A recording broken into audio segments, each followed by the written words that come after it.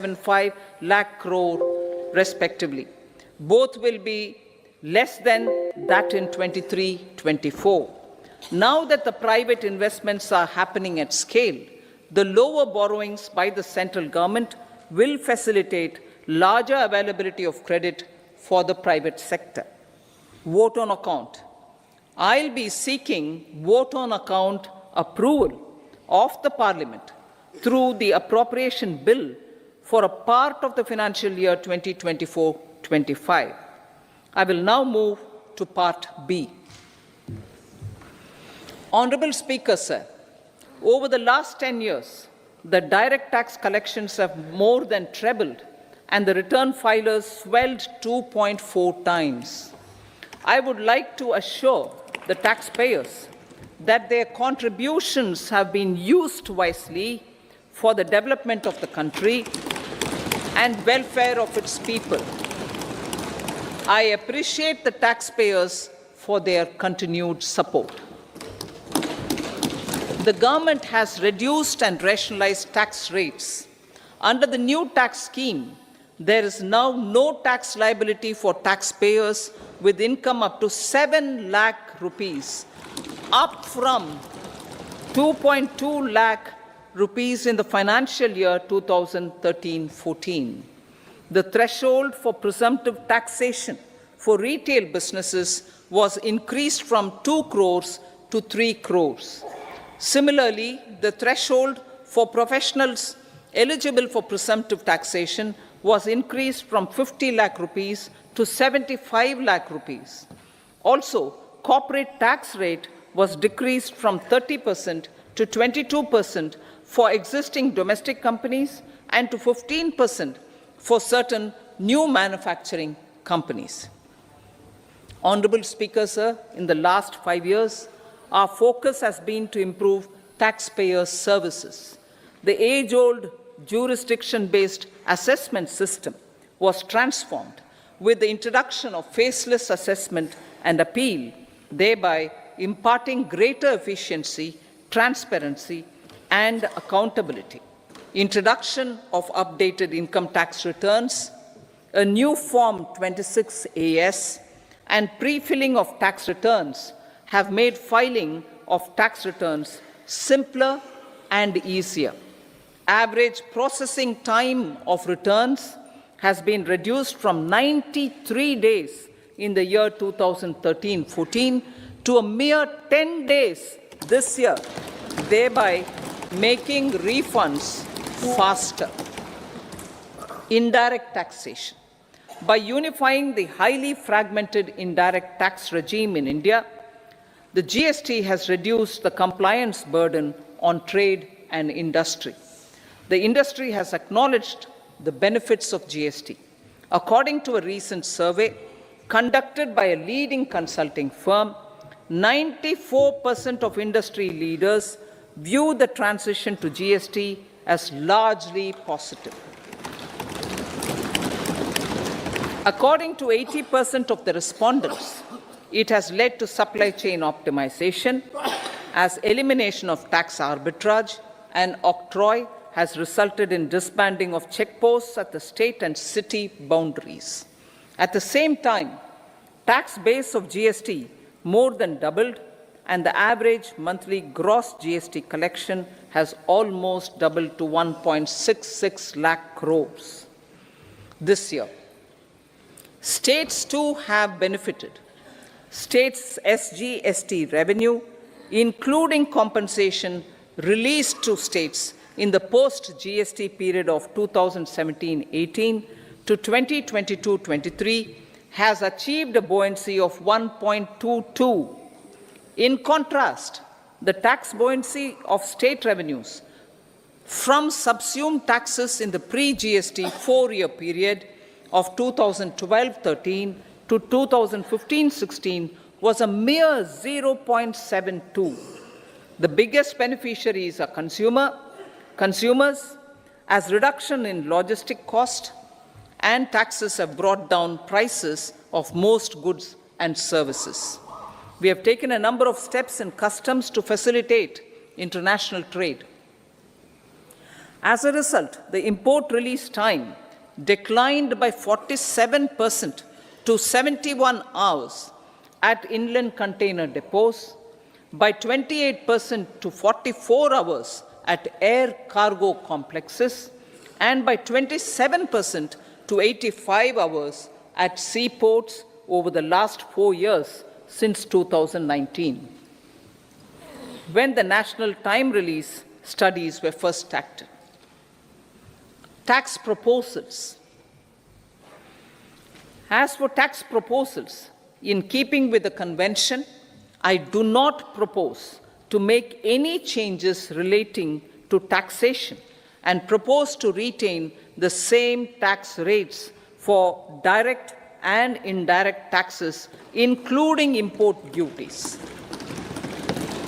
However, certain tax benefits to startups and investments made by sovereign wealth or pension funds, as also tax exemption on certain income of some IFSC units, are expiring on 31/3/2024.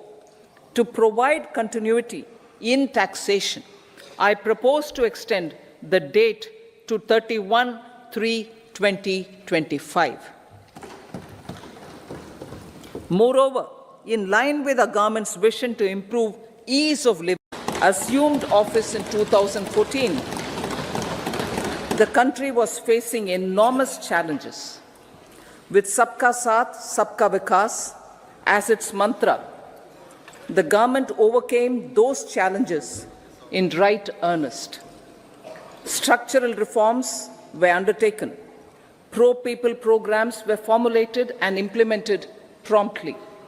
Conditions were created for more opportunities for employment and entrepreneurship. The economy got a new vigor. The fruits of development started reaching the people at scale.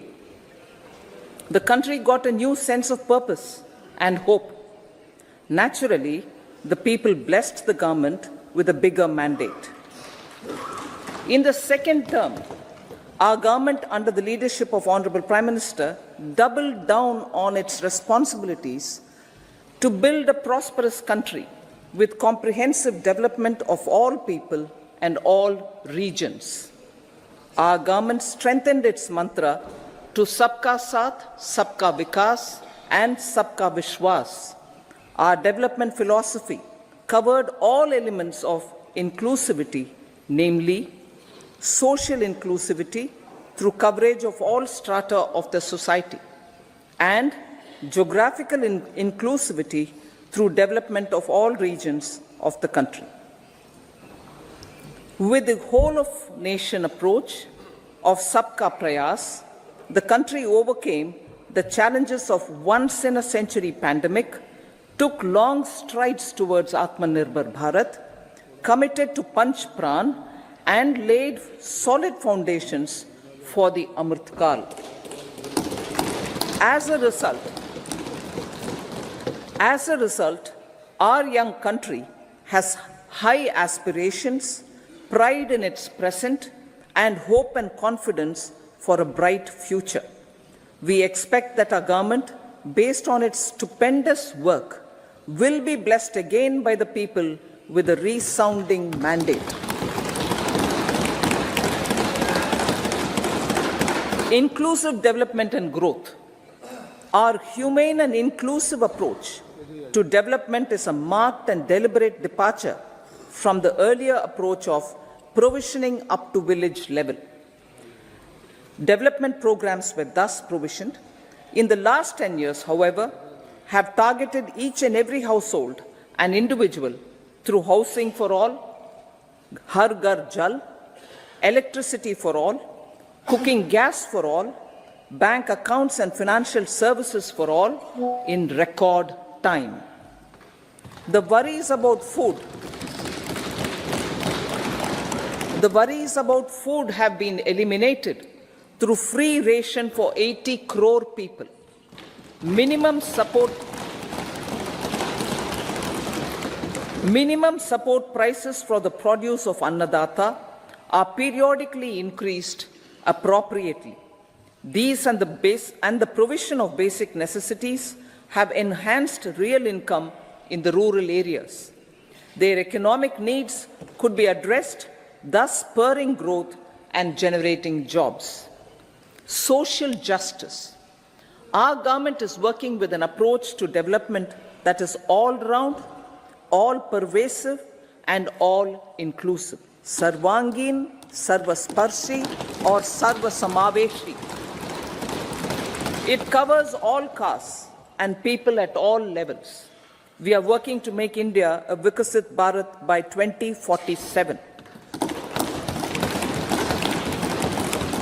For achieving that goal, we need to improve people's capability and empower them. Previously, social justice was mostly a political slogan. For our government, social justice is an effective and necessary governance model. The saturation approach of covering all eligible people is the true and comprehensive achievement of social justice. This is secularism in action, reduces corruption, and prevents nepotism, prevents Bhai Bhatijawad. There is transparency and assurance that benefits are delivered to all eligible people. The resources are distributed fairly. All, regardless of their social standing, get access to opportunities. We are addressing systemic inequalities that had plagued our society. We focus on outcomes and not on outlays, so that the social economic transformation is achieved. As our Prime Minister firmly believes, we need to focus on 4 major castes. They are Garib, Mahilaye, Yuva, and Annadata. Their needs, their aspirations, and their welfare are our highest priority. The country progresses when they progress. All 4 require and receive government support in their quest to better their lives. Their empowerment and well-being will drive the country forward. Garib Kalyan, Desh Ka Kalyan. We believe in empowering the poor. The earlier approach of tackling poverty through entitlements had resulted in very modest outcomes. When the poor became empowered partners in the development process, government's power to assist them also increases manifold. With the pursuit of Sabka Saath, in these 10 years, the government has assisted 25 crore people to get freedom from multi-dimensional poverty. Our government's efforts are now getting synergized with energy and passion of such empowered people. This is truly elevating them from poverty. Direct benefit transfer of 34 lakh crore rupees from the government using PM Jan-Dhan accounts has led to savings of 2.7 lakh crores of rupees for the government. This savings has been realized through avoidance of leakages prevalent earlier.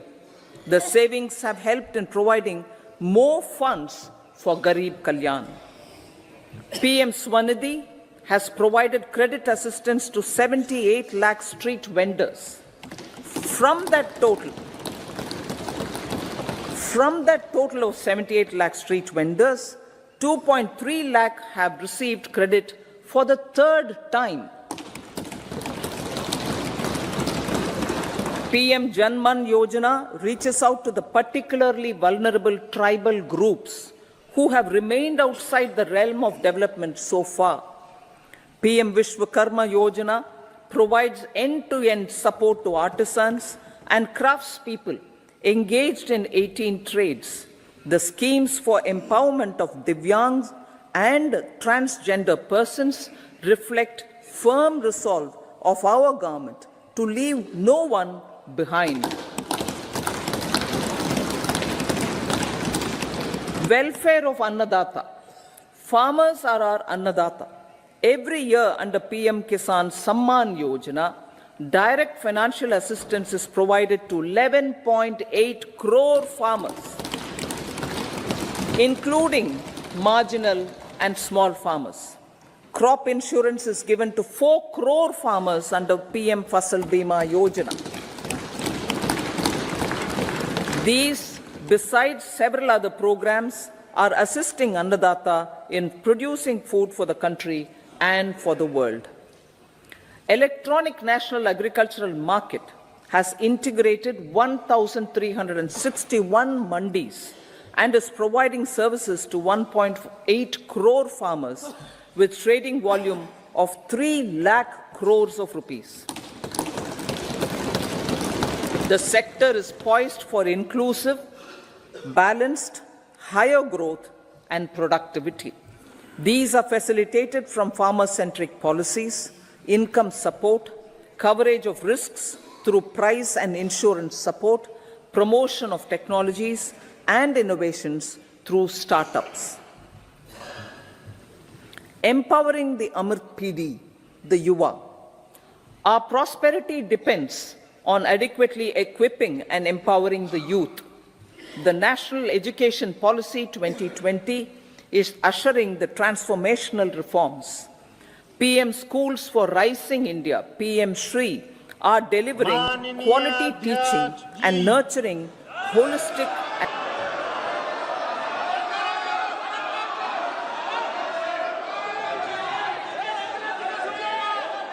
माननीय सदस्यगण, item number 1 Shrimati Nirmala Sitharaman वित्त मंत्री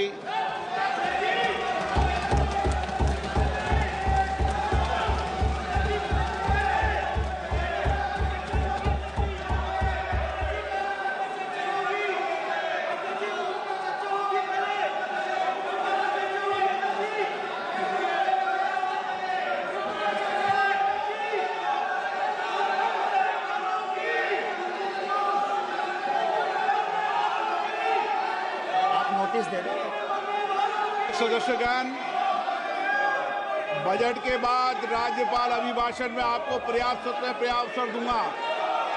मेरा आपसे निवेदन है, नहीं माननीय अखिलेश जी, आपने संसद की मर्यादा को आप बना के रखें। कभी बजट भाषण के अंदर इस तरीके का नहीं हुआ, ये उचित नहीं है, ये उचित नहीं है।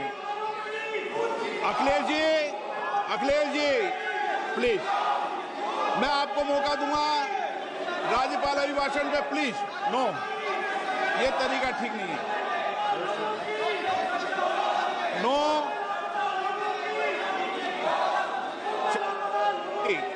राज्यपाल अभिभाषण पे चर्चा होगी। नो तरीका। Honorable Speaker, I present the budget for 25-26. This budget continues our government's efforts to A. Accelerate growth, B. Secure inclusive development, C. Invigorate private sector investments, D. Uplift household sentiments, and E. Enhance spending power of India's rising middle class. Together, we embark on a journey to unlock our nation's tremendous potential for greater prosperity and global positioning under the leadership of Honorable Prime Minister Shri Narendra Modi.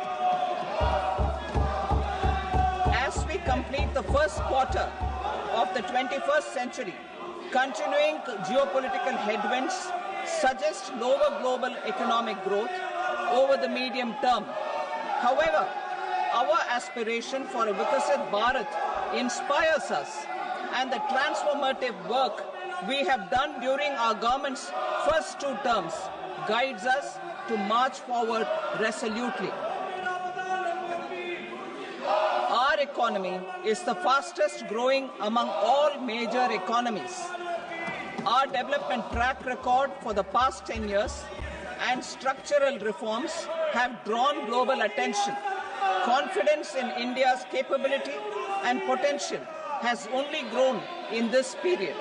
We see the next 5 years as a unique opportunity to realize Sabka Vikas, stimulating balanced growth of all regions. The great Telugu poet and playwright Gurujada Apparao had said, "Deshamante matti kadoy, deshamante manushuloy," meaning a country is not just its soil, a country is its people. In line with this, for us, Vikasit Bharat encompasses zero poverty, 100% quality good school education, access to high quality, affordable and comprehensive health care, 100% skilled labor with meaningful employment, 70% women in economic activities, and farmers making our country the food basket of the world.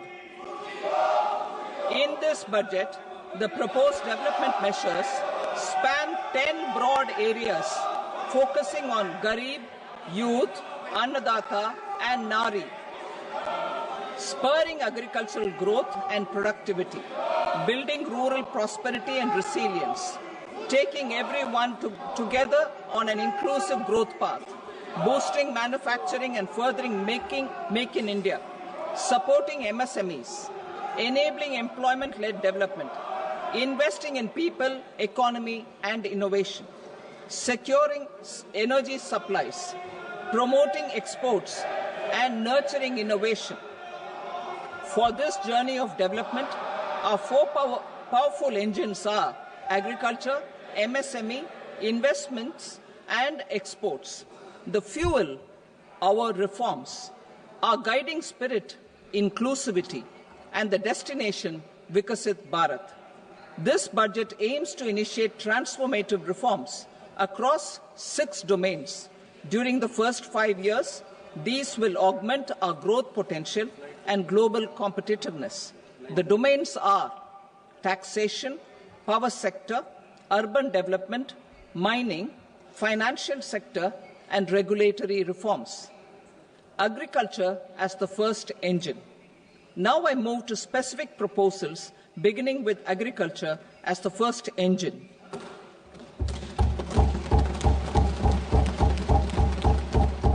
Prime Minister Dhan Dhanya Krishi Yojana, Developing Agri-Districts Program.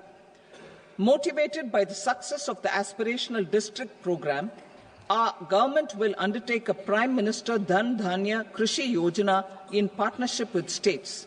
Through the convergence of existing schemes and specialized measures, the program will cover 100 districts with low productivity, moderate crop intensity, and below average credit parameters. It aims to 1. Enhance agricultural productivity, 2. Adopt crop diversification and sustainable agricultural practices, 3. Augment post-harvest storage at the panchayat and block level, 4. Improve irrigation facilities, and 5. Facilitate availability of long-term and short-term credit. This program is likely to help 1.7 crore farmers. Building rural prosperity and resilience. A comprehensive multi-sectoral rural prosperity and resilience program will be launched in partnership with the states. This will address underemployment in agriculture through skilling, investment, technology, and invigorating the rural economy. The goal is to generate ample opportunities in rural areas so that migration is an option but not a necessity. The program will focus on rural women, young farmers, rural youth, marginal and small farmers, and landless families. The details are in Annexure A. Domestic best practices will be incorporated, and appropriate technical and financial assistance will be sought from multilateral development banks. In Phase 1, 100 developing agri-districts will be covered. Atmanirbharta in pulses. Our government is implementing the National Mission for Edible Oilseed for achieving Atmanirbharta in edible oils. Our farmers have the capability to grow enough for our needs and more.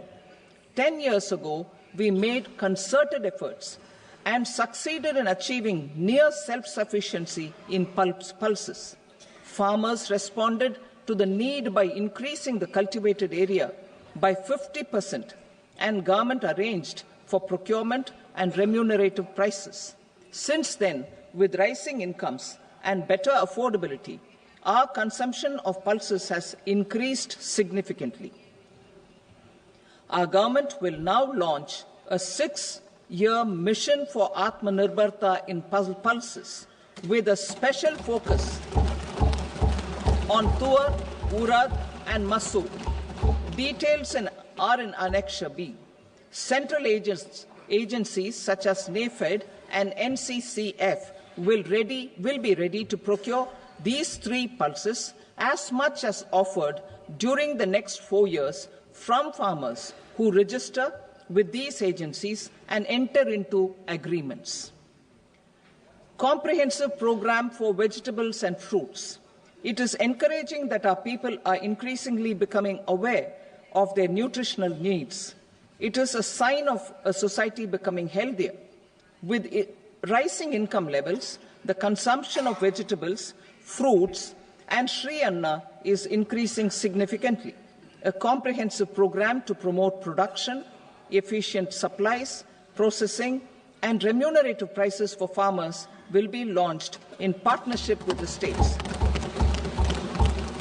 Appropriate institutional mechanisms for implementation and participation of farmer producer organizations and cooperatives will be set up. Makhana Board in Bihar. For this, there is a special opportunity for the people of Bihar. A Makhana Board will be established in the state to improve production, processing, value addition, and marketing of makhana. The people engaged in these activities will be organized into FPOs. The board will provide hand-holding and training support to makhana farmers and will also work to ensure they receive the benefits of all relevant government schemes. A national mission on high-yielding seeds will be launched, aimed at 1. Strengthening research ecosystem, 2. Targeted development and propagation of seeds with high yield, pest resistance, and climate resilience, and 3. Commercial availability of more than 100 seed varieties released since July 2024. India ranks second largest globally in fish production and aquaculture. Seafood exports are valued at 60,000 crore rupees. To unlock the untapped potential of the marine sector, our government will bring in an enabling framework for sustainable harnessing of fisheries from Indian Exclusive Economic Zone and high seas, with a special focus on the Andaman and Nicobar and Lakshadweep Islands. For the benefit of lakhs of cotton growing farmers, I am pleased to announce a mission for cotton productivity. This 5-year mission will facilitate significant improvements in productivity and sustainability of cotton farming and promote extra long staple cotton varieties. The best of science and technology support will be provided to farmers. Aligned with our integrated 5F vision for the textile sector, this will help in increasing incomes of the farmers and ensure a steady supply of quality cotton for rejuvenating India's traditional textile sector. Kisan credit cards facilitate short-term loans for 7.7 crore farmers, fishermen, and dairy farmers. The loan limit under modified interest subvention scheme will be enhanced from 3 lakh rupees to 5 lakh rupees for loans taken through the KCC. For Atmanirbharta in urea production, our government had reopened 3 dormant urea plants in the eastern region. To further augment urea supply, a plant with annual capacity of 12.7 lakh metric tons will be set up at Namrup in Assam.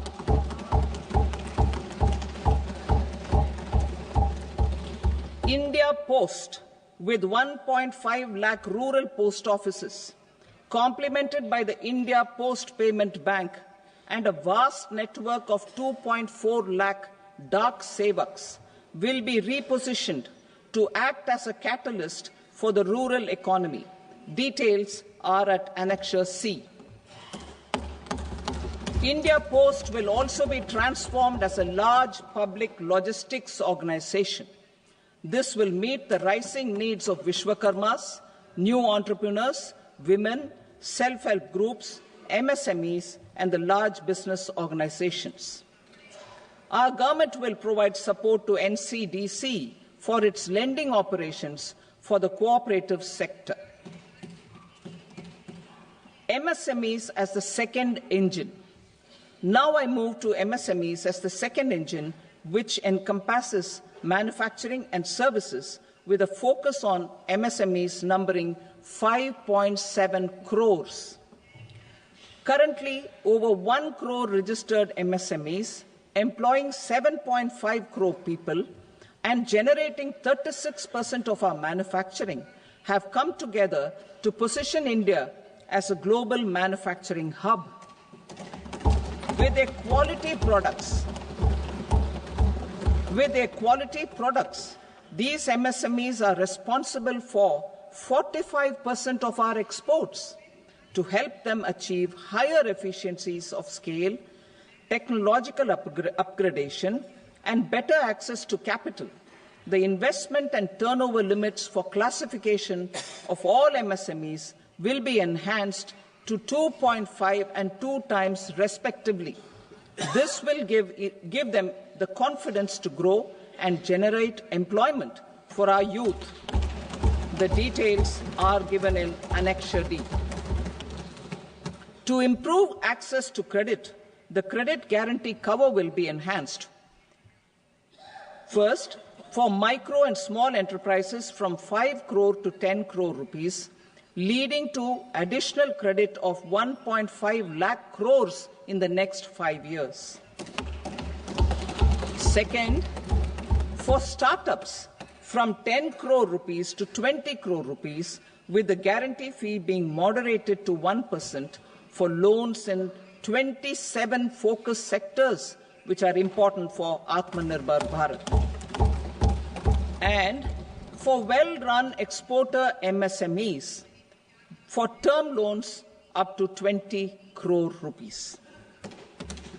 Also for the micro enterprises, we will introduce customized credit cards with a 5 lakh rupee limit for micro enterprises registered on Udyam portal. In the first year, 10 lakh such cards will be issued. Fund of funds for startups. The alternate investment fund, AIFs, for startups have received commitments of more than 91,000 crores rupees. These are supported by the fund of funds set up with the Government of India's contribution of 10,000 crore rupees. Now, a new fund of funds with expanded scope and a fresh contribution of another 10,000 crore rupees will be set up. A new scheme will be launched for 5 lakh women, scheduled castes and scheduled tribes, first-time entrepreneurs. This will provide term loans up to 2 crore rupees during the next 5 years. The scheme will incorporate lessons from the successful Stand Up India scheme. Online capacity building for entrepreneurship and managerial skills will also be organized. Measures for labor-intensive sectors. To promote employment and entrepreneurship opportunities in labor-intensive sectors, our government will undertake specific policy and facilitation measures to enhance the productivity, quality, and competitiveness of India's footwear and leather sector. A focused product scheme will be implemented.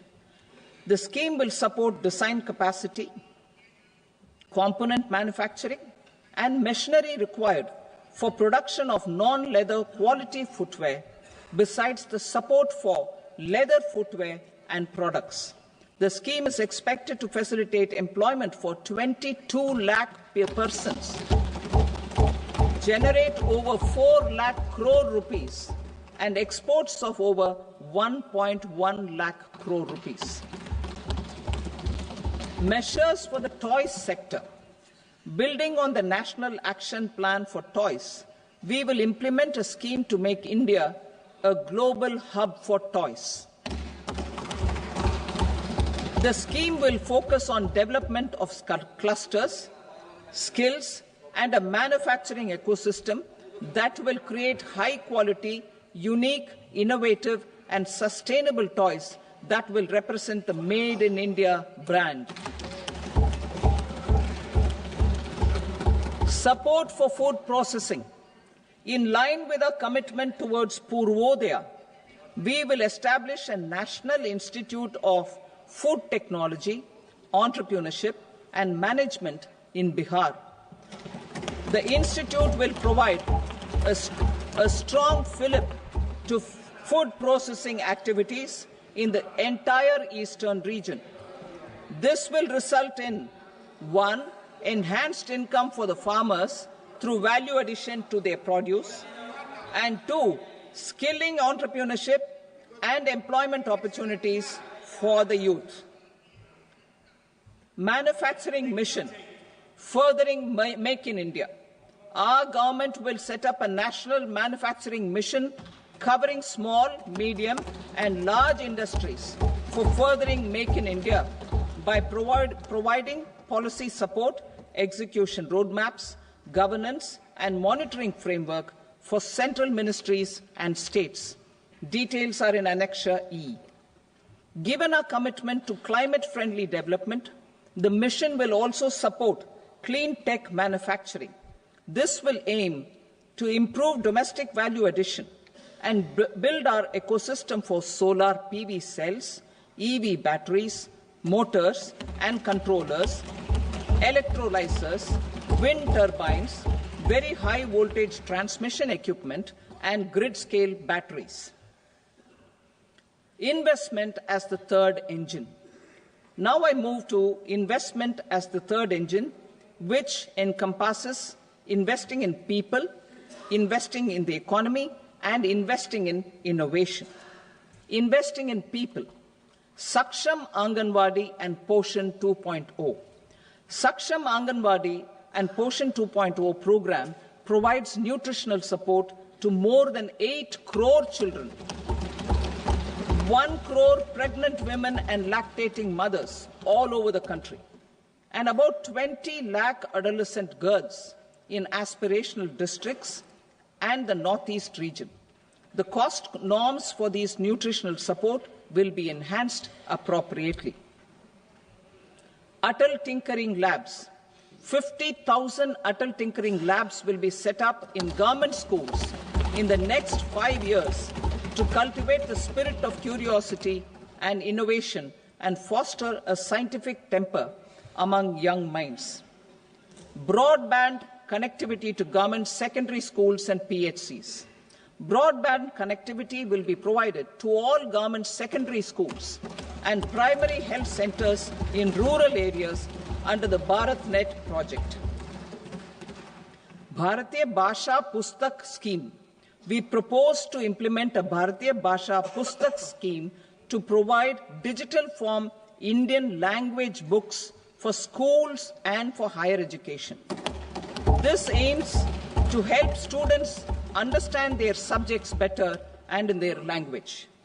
National Centers of Excellence for Skilling.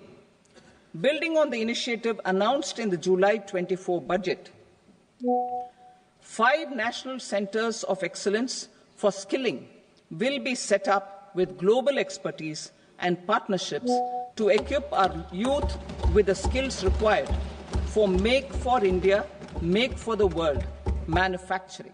The partnership will cover curriculum design, training of trainers, and a skills certification framework and periodic reviews. Expansion of capacity in IITs. Total number of students in 23 IITs has increased 100% from 65,000 to 1.35 lakh in the past 10 years.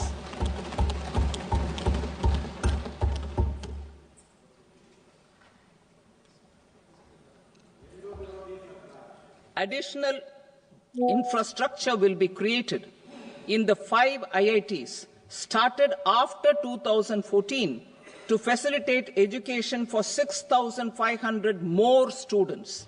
Hostel and other infrastructure capacity at IIT Patna will also be expanded.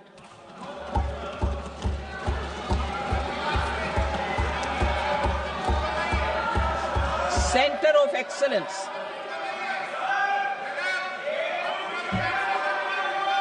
Center of Excellence in AI for Education. I had announced 3 centers of excellence in artificial intelligence for agriculture, health, and sustainable cities in 2023. Now a center of excellence in artificial intelligence for education will be set up with a total outlay of 500 crores. Expansion of medical education. Our government has added almost 1.1 lakh undergraduate and postgraduate medical education seats in 10 years, an increase of 130%. In the next year, 10,000 additional seats will be added in medical colleges and hospitals towards the goal of adding 75,000 seats in the next 5 years. Daycare cancer centers in all district hospitals. Our government will facilitate setting up of daycare cancer centers in all district hospitals in the next 3 years. 200 centers will be established in 25-26 itself. Strengthening urban livelihoods. Our government has been giving priority to assisting urban poor and vulnerable groups. A scheme for socio-economic upliftment of urban workers will be implemented to help them improve their incomes, have sustainable livelihoods, and a better quality of life. PM Swanidhi scheme has benefited more than 68 lakh street vendors, giving them respite from high-interest informal sector loans. Building on this success, the scheme will be revamped with enhanced loans from banks, UPI-linked credit cards with 30,000 rupees limit, and capacity building support. Social Security Scheme for welfare of online platform workers. Gig workers of online platforms provide great dynamism to the new age services economy. Recognizing their contribution, our government will arrange for their identity cards and registration on the e-Shram portal. They will be provided health care under PM Jan Arogya Yojana. This measure is likely to assist nearly 1 crore gig workers.